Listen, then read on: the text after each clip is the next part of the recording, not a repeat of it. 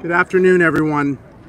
I'm Congressman Stephen Horsford from Nevada's 4th Congressional District, Chair of the Congressional Black Caucus for the 118th Congress. I want to thank Congresswoman Eleanor Holmes Norton, Congresswoman Jasmine Crockett, Congresswoman Joyce Beatty, Mr. M.B. Cottenham, and our partners at the Vera Institute and the ACLU for joining us today and for working so closely with the Congressional Black Caucus on public safety and accountability. We have been working tirelessly as a caucus to keep all of our communities across our country safe. And in the past few years, we have made real progress. In the last Congress, we worked closely with the Biden-Harris administration to find and implement real solutions that will keep communities safe. As a result, President Biden signed into law an executive order on police reform to ban chokeholds, limit the use of no-knock warrants, strengthen pattern or practice investigations for police agencies with a history of misconduct, and so much more. We also worked here in the House of Representatives to pass the most significant piece of gun safety legislation in nearly 30 years with the bipartisan Safer Communities Act, which was signed into law by President Biden. Now, in the 118th Congress, the Congressional Black Caucus and the entire House Democratic Caucus, under the leadership of Leader Hakeem Jeffries, is working to advance the accomplishments we made last Congress with an agenda that is laser focused on winning the day, winning the week, and winning the fight to improve public safety by promoting accountable policing. Let me be clear. I support, and the Congressional Black Caucus supports, law enforcement. What we do not support is bad policing. It has no place in America, and we cannot afford to roll back the progress that we have made on police reform because lives are literally at stake. Today you will hear from Mr. M.B. Cottenham, a DC resident who has experienced firsthand the trauma and effects of a dangerous law enforcement encounter that the Comprehensive Policing and Justice Reform Amendment Act aims to end here in the district. Right now, Republicans are trying to play politics with public safety. They want you to believe that woke policies and any effort to improve public safety by advancing police accountability is lowering morale in police agencies and making communities unsafe. They want you to believe that trying to find real solutions to saving lives is an attack on all police. Nothing could be further from the truth. The Republicans may be interested in scare tactics. We are interested in real solutions. The Democrats are united in believing that we can support the police who put their lives on the line every day for us and hold them accountable if they use excessive force or abuse their power. That is what the Comprehensive Policing and Justice Reform Act is about, and there is no conflict with this position in the policing community. I've talked to my own local law enforcement across the country, and they agree with us. Good police want to heal and fix the divisions with communities and to make police interactions safer for everyone. That's the right thing to do. That's what works for all communities. We want to go home. We want our children to come home at the end of the school day or going to the park, and we want police officers to be able to go home at the end of their shift too. The Republicans advancing the DC Approval Resolution are on record saying that they don't want a ban on chokeholds, that they don't want to empower police agencies to fire bad police who engage in misconduct, that they don't want a database to track police misconduct so an officer who abuses their power in one jurisdiction can't get hired in a different jurisdiction. And they don't want to improve police standards on use of force. Communities have to believe that police agencies are empowered to hold bad police accountable. and that no officer who has committed assault or has a history of abusing their power or has been found guilty of misconduct like domestic violence, that they won't be put back on the beat, protecting our streets. The reforms that the Republicans are rejecting are not only out of the mainstream, these are data-tested reforms that are critical to improving public safety in all communities, regardless if the district is red or blue. The bill is about improving the relationships between law enforcement and the communities that they serve. If the resolution that they propose advances to the floor, we are calling, the Congressional Black Caucus is calling on President Biden to state in no uncertain terms that he will veto the bill if it comes to his desk. Let me conclude by saying keeping communities safe is not a Democrat or Republican or independent issue. It is a public safety and accountability issue. It is not a black, brown, or white issue. It is a public safety and accountability issue. We should all agree, regardless of party affiliation, race, color, or ethnicity, that there is work to do to make our communities safer for all Americans, and we are calling on Republicans to stop with their scare tactics and to work with us on solutions to keep our communities safe. And with that, I will yield to the representative from the District of Columbia who has the right to make their own decisions to govern themselves while we work to approve statehood for the district, Representative Eleanor Holmes Norton. Thank you, Mr. Chairman. And I want to thank the members of the Congressional Black Caucus for being here today, for holding this press conference. It's so important to have you here on this outrageous attacks on DC Home Rule.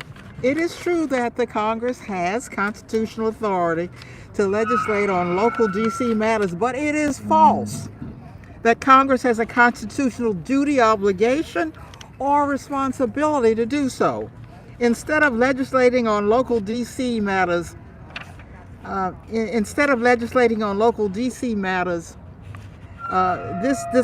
this disapproval resolution shows us that this is a choice.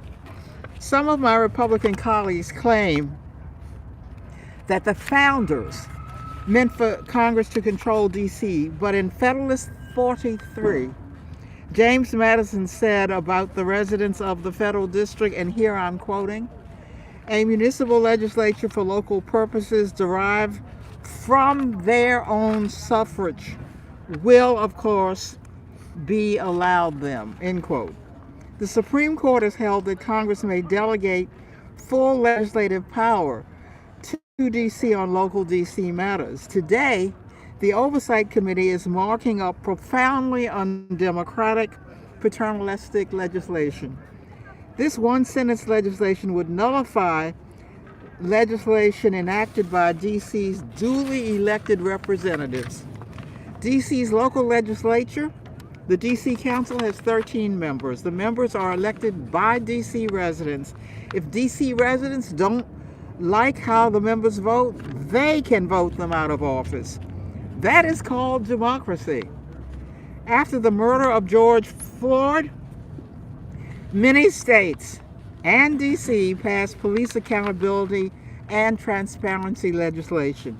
The Council has repeatedly passed emergency, temporary, and permanent versions of police accountability and transparency legislation.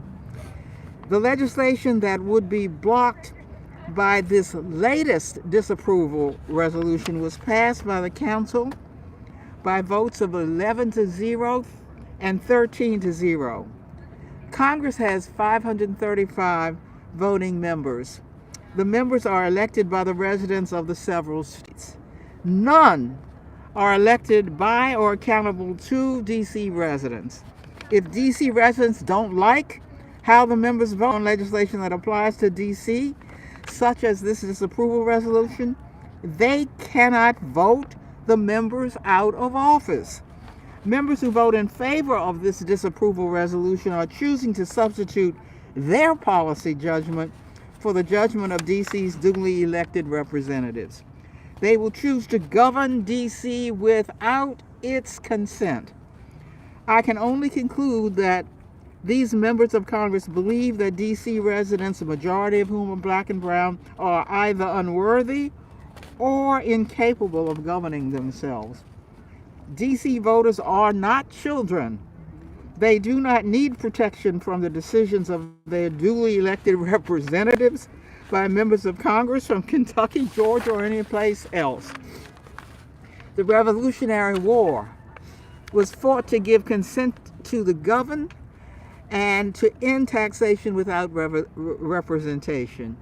Yet the nearly 700,000 DC residents cannot consent to any action taken by Congress, whether on national or local matters, while paying full federal taxes. Indeed, DC pays more federal taxes per capita than any state, and more total federal taxes than 23 states. If Congress cared about democratic principles or DC residents, it would be passing my DC statehood bill, the Washington, D.C. Admission Act. Instead, Congress has the constitutional authority to admit the state of Washington, D.C. The House twice passed my statehood bill in the last two Congresses, and I call on the House and Senate to pass it again this Congress. My heartfelt thanks go to the members of Congress, especially those in the CBC, who support statehood for the district and are fighting with me to protect its home rule.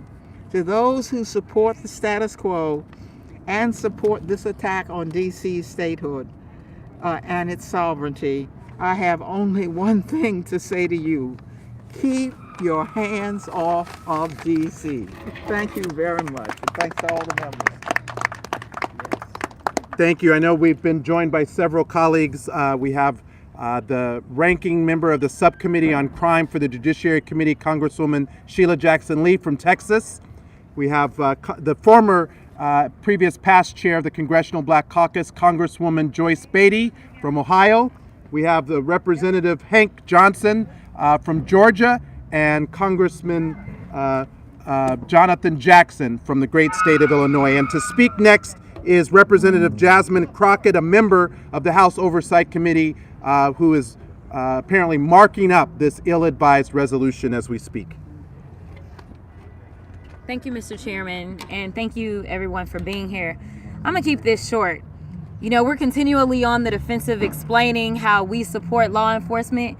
I mean, honestly, why do we need to explain that? I think that all of us know that when we dial 911, we want someone to answer and we want someone to come. The reality is this: we have a party that continually pretends that they are the party of law and order, when in fact they are the party of lawlessness. Now, if we really want to check my facts on this, let's run it back real quick. Number one, they need to start with taking care of homes. So if we're going to talk about homes and what we're going to take care of, let's talk about this house and the cleanup that they need to do here. Somebody told me recently that there was a man by the name of George Santos who had been accused of a number of crimes, yet for some reason he still has his seat, and no one on the Republican side seems to want to do anything about this lawless person. There's also someone on the Republican side that recently was accused of stealing $25,000 in a GoFundMe that was for a deceased child. Yet we've not heard the Republicans say anything about that. So what it seems like is, let me say one thing, but I'm gonna do another. They don't care about DC. What they care about is the fact that DC has decided that they were going to stand up and elect the people that they wanted. And for whatever reason, they don't like those people. Something tells me they probably are Democrats. And that's the problem. Something tells me that if DC was a Republican-run city, then it would be all good. And when it comes to facts, they don't really like to talk about those either. But let's talk about some facts and talk about representation. You see, DC has more residents than at least two states that we have, but they don't want to talk about statehood. I guess DC ain't good enough. We did hear a little bit of truth. I don't know which side of the aisle it came from, I can guess. But in the hearing, we heard about the fact, and I believe that it was actually Eleanor that told us that there was a concern about the fact that the workforce wasn't fully developed or something of that nature. But what it came down to is they said it was too many black people in DC. So if we're going to talk about facts, and let me give you one more, there's another lawless person that they love to pal around with and don't seem to have anything to say about. His name is Trump. As we all are sitting here in this country waiting on whichever state to drop whichever indictment, they don't seem to have much to say against Trump. So they don't care about keeping DC safe. What they care about is rhetoric. And I'm tired of rhetoric. What we need is real action. And so when you see the Republicans that are walking around that act like they care about DC and what's popping, ask them what they are doing beyond the rhetoric and the lies. Ask them what policies they are coming up with, because as my chairman said, all they can offer is scare tactics and no solutions.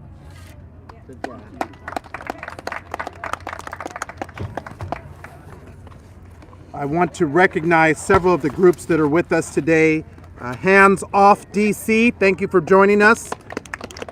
The DC Statehood Coalition, the DC Justice Lab, Harriet's Wildest Dream, and again, you will be hearing from Monica Hopkins with ACLU and MB Cottingham, who is a resident. But next, I'd like to turn to Congresswoman Sheila Jackson-Lee.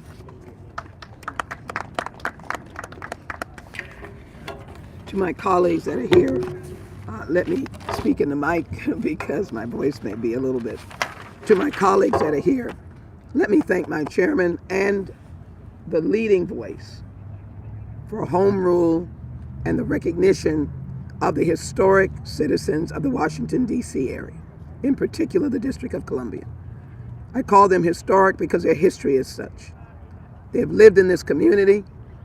They've lived in a segregated Washington, D.C. when many people thought they were up north.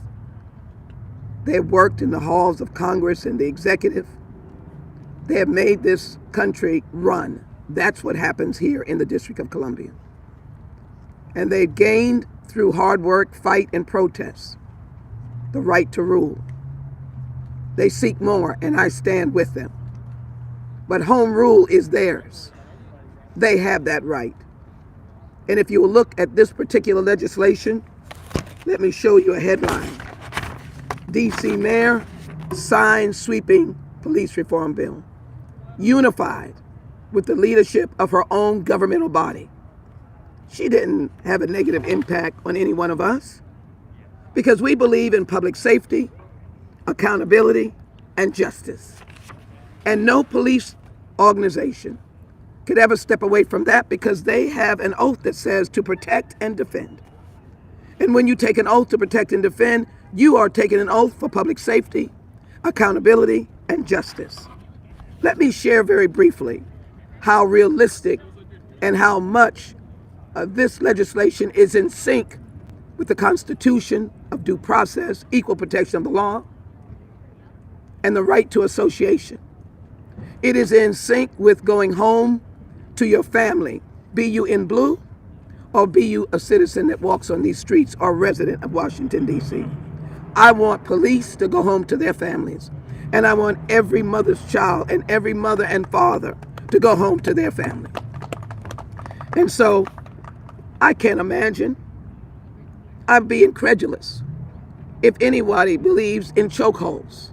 That's all that's in this, no matter who you are, to believe in a chokehold procedure that might cause you to lose your life. Would anyone believe in excessive force, more force than needed to contain someone who has committed a crime? No matter what our race or color or creed or where we've come from, would you not believe in that?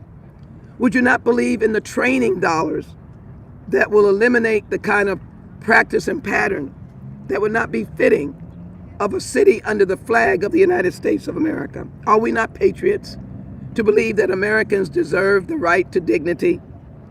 Do we think that there should be a database that gives information to police departments, chiefs, to be able to understand who is on their force? And of course, do we believe in ensuring that everyone has a body camera for everyone to see, to know what happened? And finally, of course, 18,000 police departments. Does anyone know that? Over and over again. Would anyone disagree that there should be training, resources for training, the understanding of the diversity of our community so there is not bias? What American is against any of this? Has any Republican attempted to read and have the impact? Home rule is established law. They are ruling as they should, tax-paying, and they need to rule more. But does anyone disagree that the families of America, the families of Washington, D.C., deserve the dignity of law enforcement as it should be? I don't think there is any disagreement on that. And I abide by the Constitution. If nothing else, I believe in the equal protection of the law. I believe in due process. That's what is happening here. I ask the Republicans, as I close, ban assault weapons to stop the violence in the streets. Support us in violence intervention to be able to deal with people who are in need of intervention. Let us work on mental health issues. Join me, my fellow Republicans, in really stopping violence in this country. And anyone who's on the streets attacking someone, they're obviously, yes, in need of either a criminal justice system of incarceration or in need of mental health.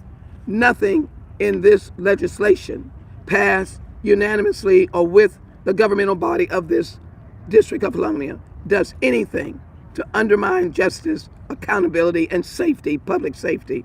Let's do the right thing. Let's stand up for what we believe in. Thank you, Chairman Horsford, and that is that we do it the right way and not the wrong way.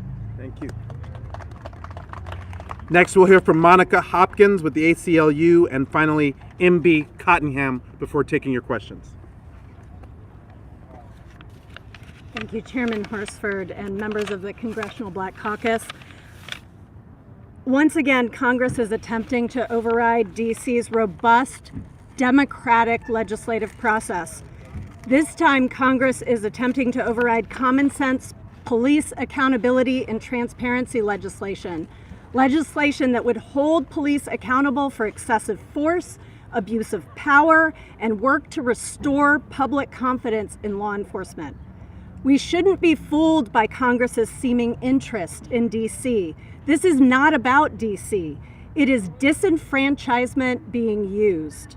It is intervening in the self-governance of over 700,000 residents of DC to justify rolling back common sense criminal legal reforms and exert power over Black localities across the country. Every time the police interact with community members, they must provide procedural justice to be seen as legitimate and earn the trust of communities they serve. Trust and legitimacy is needed to address crime and violence. This fact was highlighted in 2015 in the 21st Century Policing Report. Yet for generations, we have heard from district residents, especially our Black and brown communities, who have suffered the disparate impact of policing in DC and the trauma of police misconduct. They know that their chances of getting accountability and transparency are unlikely, even when their constitutional rights have been violated by the very people sworn to uphold the law. Past and current DC police chiefs, including Ramsey, Lanier, Newsham, and now Conti, have commented on the difficulty they have had firing officers accused of gross misconduct or convicted of criminal activity because of the bargained discipline process. The DC bill seeks to remedy this problem. The bill also creates an officer misconduct database similar to those in Colorado, Louisiana, New York, and other states. There is a recognition that these databases will strengthen police accountability in DC and can help ensure that officers with patterns of misconduct do not move through the ranks or escape culpability. House Joint Resolution 42 seeks to overturn DC's democratic autonomy and prohibit meaningful action to address police misconduct. Now, there is no one who knows the indignity and injustice of police abuse and misconduct more than Mr. Cottingham. Officer LaGiacono, who violated Mr. Cottingham's rights, was part of the gun recovery unit, a unit like the Scorpion unit that killed Tyree Nichols, and had over 20 internal investigations of misconduct. He was fired, but he appealed his firing to the MPD Trial Board, otherwise known as the Adverse Action Committee. The union bargained disciplinary board that has put officers convicted of crimes such as sexual assault and child abuse back on the force. If it had not been for Mr. Cottingham's bravery in stepping forward and shining a light on police misconduct seen every single day in the neighborhoods of DC and demanding accountability, Officer LaGiacono would probably be back on the force. DC's police accountability bill speaks directly to the abuse and misconduct suffered by Mr. Cottingham and so many others, and begins the path to restoring public confidence in DC's law enforcement.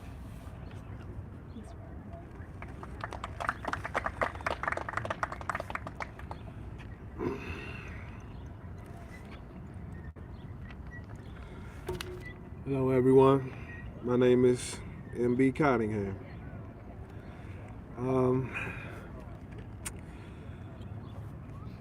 I want to first speak about the state of policing in D.C. The state of policing in D.C. is not in great shape.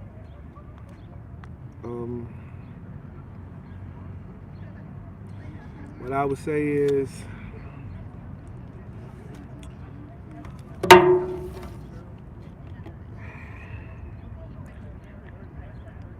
I would like to tell my story first, okay? My story, it started on a day that I'll never forget because that day happens to be my birthday. I was chatting with some friends in my Southwest Bellevue neighborhood, and I basically was stopped by some officers. About a dozen officers to be exact, but this one particular officer, his approach was aggressive, very humiliating, and degrading towards myself and my character. Also, what I would like to say about the bill that's here today. The DC Disapproval. DC Disapproval bill. Well, basically, to speak upon the bill, I would vote or ask or urge that Congress vote no, towards this bill. I believe it's 42, something like that. Okay. Basically,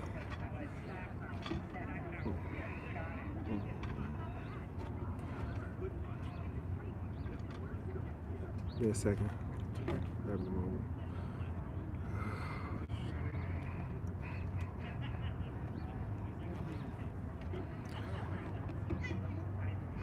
Just talk about what happened to you and what you want to see change. Yeah.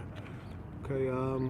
Basically, what I would like to see change is the way that the police handle most encounters with guys like myself. Okay. I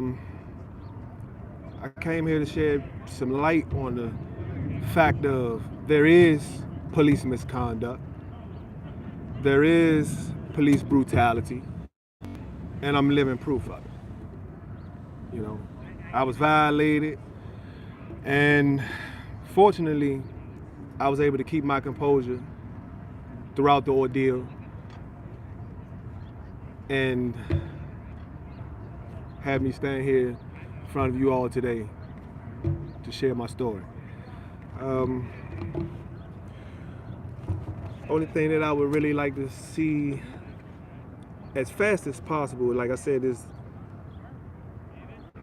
the policing in DC. You know, when the police approach preferably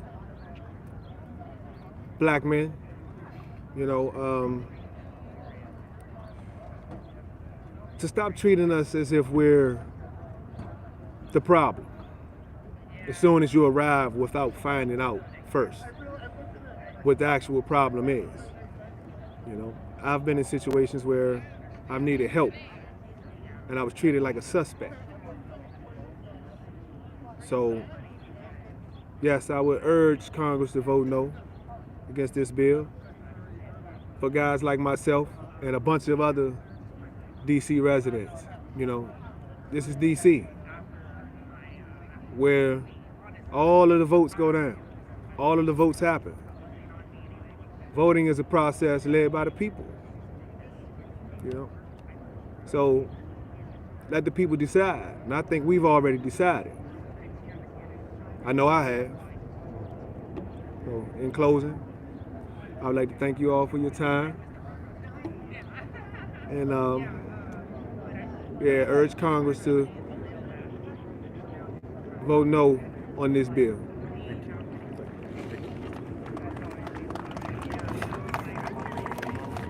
MB speaks for a lot of young men, particularly a lot of young black men who are human. We want to live like everybody else wants to live. And we don't want to be viewed as the problem when we're simply trying to live in peace in our community. The Congressional Black Caucus wants what everybody else wants: public safety. We support law enforcement that puts their lives on the line to protect us, and we believe in holding those accountable that infringe upon our rights so that we can root out bad policing wherever it exists. So I'm calling on my colleagues. I have been reaching out to them to let them know that this resolution being brought by House Republicans doesn't do anything to improve public safety. In fact, it's nothing more than a scare tactic. It's putting scare tactics over solutions. It's putting politics over people. We have solutions, and we're focused on the people. With that, I'll take any questions that anyone has. Nicholas? In the Senate, Democrats over there were just told that the White House won't veto the COVID emergency bill. How worried are you about another similar sort of repeat with this DC bill, where the White House doesn't communicate its position? Well, to be clear, every bill is judged on its own merits. I've spoken directly to the White House, including today and last week, on this bill. Why? This bill, the DC law, is about prohibiting chokeholds, use of force, imposing a use of force standard, a pattern of practice investigations, having a database to ensure that bad officers can't move from jurisdiction to jurisdiction. It imposes training to ensure that we don't have bias. And the DC law, every provision lines up with the president's executive order that he signed in 2022. So on this bill, it's clear that the president needs to issue a veto statement now, not later, because we need the position of the White House to be clear. He stands with public safety and accountability.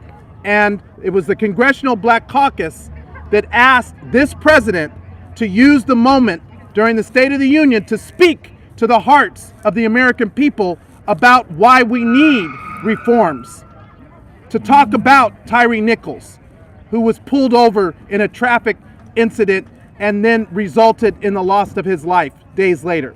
So it's clear Republicans are about scare tactics. We're about solutions.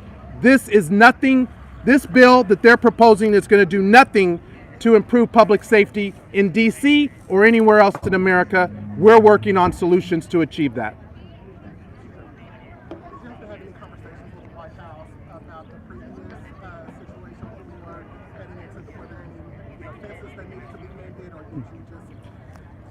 Can you talk a little bit about conversations with the White House? Look, all I can say is the previous resolution that was taken up, we expressed our same concerns that DC legislators should make these decisions for themselves, and it's not the role of Congress to come in and override those decisions. But now that we're here today, this is about public safety. This is about the lives that are at risk if we do not get the public safety that Americans are demanding. And we can both support law enforcement and hold them accountable. That's what the Congressional Black Caucus is working to achieve. Final question. Yes, Mr. Chairman. There are obviously arguments being held or being talked about regarding statehood, but it obviously thinks as long chances in a Republican-controlled House. The Senate, when Senator Manchin had mentioned in 2021 that he would oppose statehood, what are other plans that would allow DC to enact their own policies such as this one? Well, I know Ms. Eleanor had to leave. What I will just say is ultimately we have brought several bills to the floor to give DC the ability to make their own decisions, to have representation, to finally be recognized under statehood. That's what Democrats have done under our majority. Instead of Republicans focusing on improving public safety, addressing issues of accountability, which is what the majority of Americans want, including law enforcement, instead of bringing a bill to provide mental health services, to equip local communities with victim assistance, they're bringing a bill that is about scare tactics, not solutions. So we will continue to advocate for DC statehood. But in the meantime, today we're talking about public safety and accountability, not only in DC, but in every community across the country. Thank you very much.